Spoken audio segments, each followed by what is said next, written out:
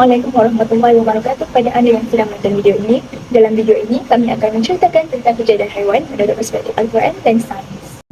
Jadi kajian yang pertama ialah menganalisis konsep kejadian haiwan menurut Al-Quran dan sains.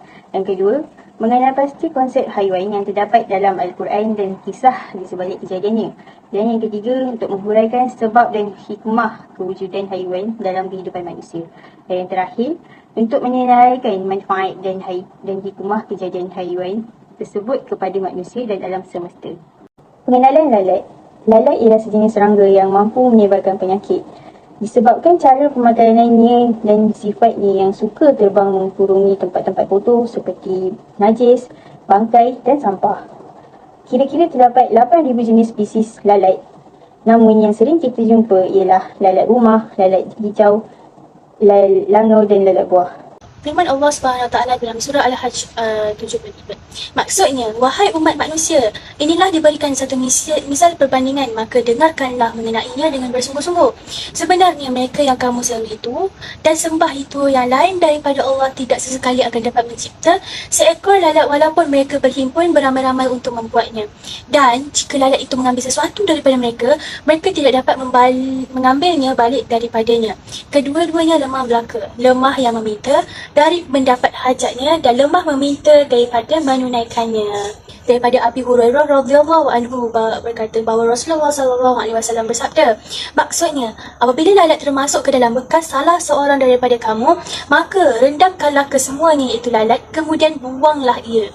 Kebenaran kata-kata Nabi SAW itu terbukti pada abad ini melalui kajian-kajian saintifik yang dilakukan, antaranya ialah pada tahun 1929, H. Y. Yao, I. C. Yuan dan Di Hui telah membuat kajian tentang lalat-lalat yang terdapat di Beijing, China. Hasil kajian mendapati bahawa bahagian luar lalat mengandungi 3,683,000 kuman bakteria, manakala bahagian dalamannya mengandungi 6 hingga 8 kali ganda kuman berbanding bahagian luaran. Seekor lalat membawa kuman yang boleh menyebabkan penyakit. Kajian ini telah mencatatkan bahawa terdapat bakteria baik yang banyak pada sayap kanan semua jenis lalat. Kepelbagaian mikrobi yang terdapat pada lalat adalah tindak balas daripada persekitaran di mana ia hidup.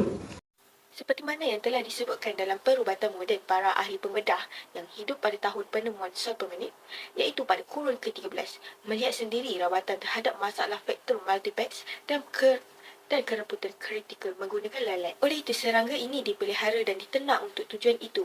Rawatan ini berdasarkan kepada penemuan virus bakteria yang berfungsi membunuh kuman. Ini kerana seekor lalat mampu membawa kuman yang mampu menyebabkan penyakit. Pada masa yang sama, ia juga membawa bacteriophage yang berfungsi membunuh kuman itu.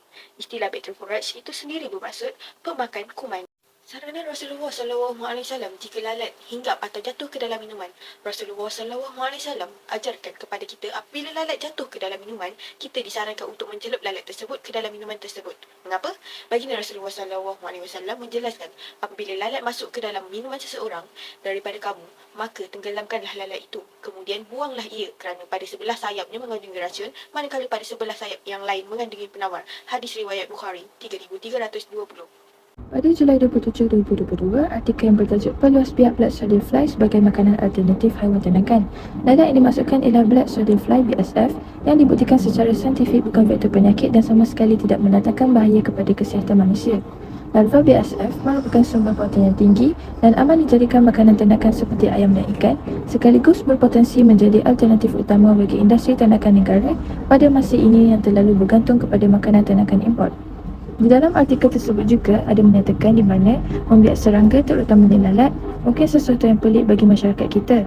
Namun, berdasarkan kajian dijalankan bersama pemain industri, penghasilan larva BSF mampu mengurangkan kos pembelian makanan ternakan seperti dedak. Menurut kajian entomologi, semut yang hidup dalam sesebuah koloni terbagi kepada 3 kumpulan, iaitu semut pekerja, semut jantan dan semut ratu. Dalam setiap koloni hanya terdapat seekor sahaja semut ratu dan peranannya adalah hanya bertelur sepanjang hayatnya. Manakala semut jantan adalah hanya berperanan sebagai pasangan persenyawaan semut ratu. Setelah selesai proses persenyawaan, semut jantan akan menjadi semakin lemah dan akhirnya akan mati.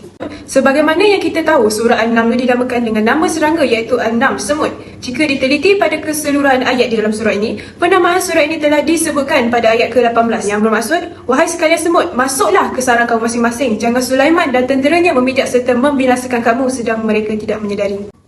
Daripada Ibnu Abbas radhiyallahu anha bahawa Nabi SAW bersabda, "Nah Rasulullah SAW an qatl arba'in min ad-dawab an-namlah wan-nahlah wal-hudhud was-surat." Maksudnya, Rasulullah SAW melarang membunuh 4 jenis binatang yang melata seperti semut, lebah, hudhud dan as-surat sejenis burung elang. Semut merupakan serangga sosial yang berasal daripada famili Formicidae yang termasuk dalam ordo Hymenoptera bersama dengan lebah dan tawon serta kosmopolit.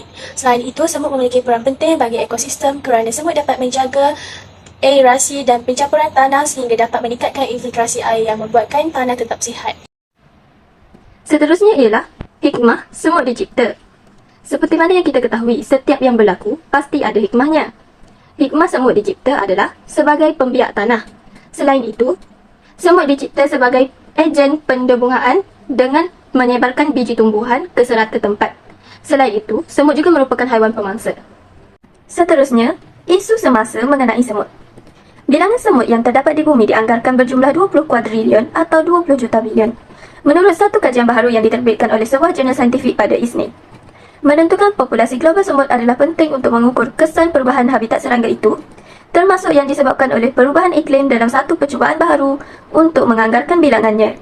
Lebah merupakan sejenis serangga terbang sosial hidup berkelompok dan lebih dikenali kerana peranan mereka dalam mengawinkan bunga, menghasilkan madu dan juga lilin lebah. Nama saintifik lebah adalah Anthophylla yang membawa maksud pada peminat bunga. Lebah madu antara lebah yang paling terkenal, mempunyai nama saintifik Apis mellifera yang membawa maksud lebah membawa madu. Ratu lebah dianggap sebagai ketua bagi koloni lebah tertentu. Tugas ratu lebah adalah untuk mengawan dengan lebah jantan untuk menghasilkan sehingga 2,500 telur lebah sehari. Lebah pekerja adalah terdiri daripada lebah betina. Kesemua tugas melibatkan sarang lebah dikendali oleh lebah pekerja termasuk mencari nektar, mengukuhkan dan melindungi sarang serta memberi makanan kepada larva. Lebah jantan pula dikenali sebagai drone. Tugas drone adalah semata-mata untuk mengawan dengan ratu lebah. Surah iaitu An-Nahl, lebah adalah haiwan yang diperintahkan oleh Allah untuk melaksanakan tugas-tugasnya di muka bumi. Ayat ke-58 dari surah An-Nahl adalah seperti berikut. Dan Tuhanmu memberi ilham kepada lebah, hendaklah engkau membuat sarangmu di gunung ganang dan di pokok-pokok kayu dan juga bangunan-bangunan yang didirikan oleh manusia. Ayat ini mengetengahkan petunjuk yang diberikan oleh Allah kepada lebah dalam mencipta habitat dan pengumpulan dari pelbagai sumber yang disediakan oleh alam semula jadi. Seterusnya ayat yang berikut, ayat ke-69 dari surah An-Nahl. Kemudian makanlah dari segala jenis bunga-bungaan dan buah-buahan yang engkau sukai, serta turutlah jalan-jalan peraturan Tuhanmu yang diilhamkan dan dimudahkannya kepadamu. Dengan itu, akan keluarlah dari dalam badannya minuman madu yang berlainan warnanya yang mengandungi penawar bagi manusia dari berbagai-bagai penyakit. Sesungguhnya pada yang demikian itu ada tanda yang membuktikan kemurahan Allah bagi orang-orang yang mahu berfikir. Ayat ini meneruskan tema petunjuk dan ketentuan Allah terhadap ciptaannya. Ia mengarahkan lebah untuk memakan semua jenis buah-buahan dan mengikuti jalan yang telah ditetapkan oleh Allah untuk rezekinya. Menurut hadis riwayat Ibnu Majah, Rasulullah SAW pernah bersabda, "Ambillah olehmu sekalian dua buah penyembuh iaitu madu dan Al-Quran." Ini menunjukkan kebersamaan Nabi sebagai ubat. Selain itu, menurut Ibnu Abbas, di dalam riwayat Bukhari, Rasulullah SAW bersabda, "Ubat berbahaya terbaik juga iaitu madu, berbekam dan membakar dengan api, dan itu dilarang membakar dengan api." Madu mengandungi gula glukosa dan fruktosa yang mudah dihadam serta kaya dengan vitamin serta zat besi seperti magnesium dan potasium. Keberkesanannya dapat dilihat apabila seorang doktor dari Romania membentangkan pengalamannya menggunakan madu untuk merawat pesakit katarak dan mendapati majoriti pesakitnya sembuh sepenuhnya. Madu lebah juga didapati mampu membunuh kuman berbahaya iaitu Staphylococcus aureus. Apakah hikmah kejadian lebah? Lebah menghasilkan madu beraneka yang kaya akan khasiat, rasa dan warna.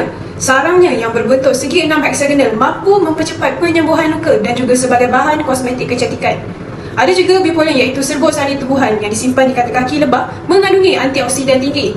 Royal jelly yang dibuat oleh lebah pekerja untuk makanan dasar itu juga memiliki khasiat menambah stamina dan daya tahan tubuh.